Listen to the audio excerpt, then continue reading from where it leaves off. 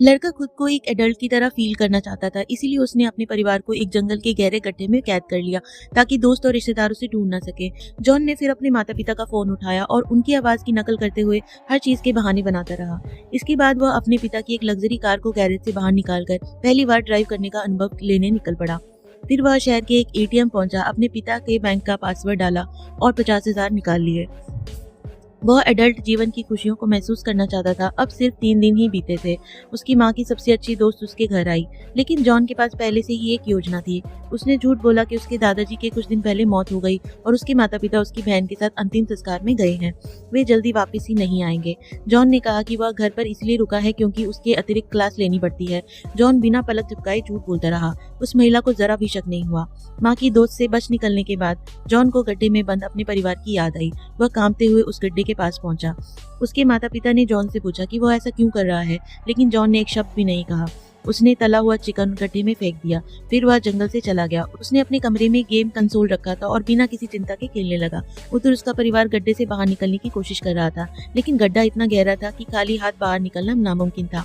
बहन को भूख लगती है और वह खाना उठाती है, लेकिन पिता उसे रोक देते हैं।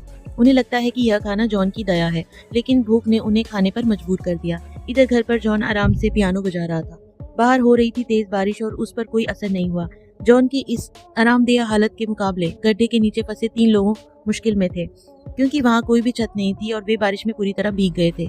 अगले दिन तक जॉन को फिर से गड्ढे में बंद अपने परिवार की याद आई। ठंड से मरने से बचाने के लिए वह सोच समझकर उनके लिए कंबल ले गया। उसकी माँ ने जॉन से गिड़गिड़ाकर उन्हें छोड़ देने की विनती की, लेकिन जॉन फिर भी एक शब्द नहीं बोला। वह बस चीजें गड्ढे में फेंकता रहा और मुंह मोड़कर चला गया। बोर होकर जॉन ने फिर से अपने क्लासमेट को खेलने के लिए घर पे बुला लिया।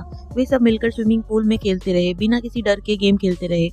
उन्हें लगने लगा कि वे अब बड़े हो चुके हैं। अब उनके मन में कोई झिझक नहीं थी। फिर उन्होंने फ्रिज से सामान निकाला। वे बड़ों की नकल करते हुए खाना बनाने लगे, लेकिन मजे में इतना डूब गए कि जॉन अपने माता पिता को गड्ढे में बंद ही भूल गया। गड्ढे में अब कोई खाना नहीं बचा था। उन्हें सड़े हुए केले के छिलके खाने पड़े। शौच जाना हो तो और भी शर्मनाक था। इस छोटे और तंग गड्ढे में हर बार जब बेटी शौच के लिए जाती तो माता पिता को मुंह फेरना पड़ता और फिर पिता को गंदगी बाहर फेंकनी पड़ती। लेकिन ऐसा करते करते पिता अक्सर निशाना चूक जाते थे। धीरे धीरे पूरा गड्ढा बदबू से भर गया। समय बहुत तेजी से बीत रहा था। जॉन अब इस जिंदगी से उबने लगा था। एक दिन उसके मन में खाना बनाने का ख्याल आया। फिर उसने वह खाना एक बाल्टी में डालकर उन्हें नीचे भेज दिया। रात को जॉन विला में अकेला सोया। उसी पल उसे एहसास हुआ बड़ों की दुनिया उतनी मजेदार नहीं है जितनी वह सोचता था। उसे थोड़ा पछतावा हुआ और वह गड्ढे के पास आया। नीचे अपने बदहाल परिवार को देखा। जॉन समझ नहीं पा रहा था कि क्या करे। अचानक उसके दिमाग में एक